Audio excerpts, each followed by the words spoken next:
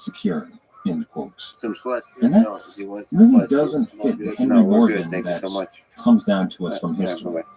He, from the Morgan clan, came from a proud tradition of military men, a family that was wealthy enough Would that it be Henry, funny as a if those young actually man, like as a the teenager, CIA and they had were his actually portrait saying something painted. else, and this is I'm just This saying portrait things is the like, only like, what's the painting that fruit? still exists of Henry Then all Morgan, of a sudden and there's it's a the red dot on only my head, and description that's see been it given of him disappear. physically CIA was up like, until the time right around his death. Wrap it up. So it's the only thing that we have to go on about what Henry Morgan probably looked like, and Oh, what it were we talking shows a boy who's unlikely to have been So, sold into the- indentured Do you servitude. want to be? The fact just that wanna the yell that portrait page itself is some at evidence, only but the guy he's wearing on rich the clothing, second or third ruffles around page. his neck. He's got It's like, a you're not gonna curly, probably a wig, pay but with it that might be his guy's natural price. hair. He's You're got not a a mischievous smirk. He's dressed kind of like a dandy. You might imagine this kid running around chasing the maids around his father's home when his father wasn't looking. It's the one That thing doesn't that sound like what somebody who'd be sold into indentured servitude lived their life like. So most historians agree that that bit is totally incorrect. However, there is another possibility. It is possible that Henry Morgan was forced into military service by the government of Oliver Cromwell. You see, if Henry Morgan had served in the Civil War, he would have served on the royal side. However, he wouldn't have been just a blunt soldier. He would have been an officer, somebody with a little bit of experience. So, if he had served, it's quite likely that he would have been pressed into service to go across the world, something that nobody from the New Model Army wanted to do, but they needed some experienced soldiers to keep these ruffians that were going to the Caribbean a little bit on. I guess this passage goes on, quote, having served his time, he went to Jamaica, where he found several buccaneer ships ready to put to sea. Once again, no, that's not how it happened at all.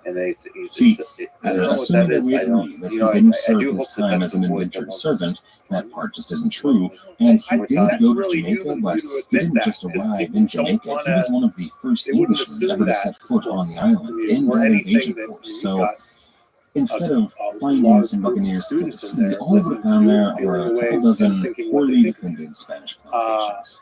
So that's really interesting to hear you. Quote, he joined the expedition and soon learned their manner of life. You have to be able to. Now this is true. And I'm trying to figure out if There's that, so much more to this story of how Henry Morgan learned the life of a buccaneer. You see, Henry Morgan's first months in Jamaica, in fact, the lives of all of the men on that expedition, they were because I'm not, I'm you see, the English had taken that town, the capital of Jamaica, with no fighting at all. But it was far more to come. There was still going to be quite a bit of resistance over the island. So the men, these Englishmen, they had sleepless nights sleeping on the beach. You see, the Spanish soldiers that had been at the garrison there fled into the hills in Jamaica. And while there weren't many of these soldiers left, Jamaica was their home. These soldiers had lived there their entire lives, or at least for many years, and these English soldiers had never been there before. They didn't know the island at all. So the soldiers, naturally, you're not going to be human until you from the Spanish, coming from an unsuspected direction. Absolutely hate the shit. However, it wasn't just the Spanish that they had to fear. The Spanish had freed their slaves who had gone to join up with the communities of Maroons deep in the wilderness that did not want the English there either. So the escaped slaves and their Maroon brethren were fighting against them. And then the Maroons and the Spanish were both allied with the local Taino people who knew the island even better than the Spanish did, knew all of its nooks and crannies. And these three groups, sort of loosely connected allies, led a very successful guerrilla operation against the English. But even when the soldiers were completely safe, they would be sleeping on or near the beach, and they would hear thousands of crabs that were coming ashore. Then the scuttling of these crabs, as recorded, sounded almost exactly like the rattling of cartridges that would be carried on a Spaniard's belt. So they spent all night hoping that it was just the crabs and not the Spanish, unable to sleep because the possibility of attack was so real. So as the men spent their sleepless nights and long, unpleasant days, their stores of food began to dwindle, and all of the men on the expedition started to go hungry.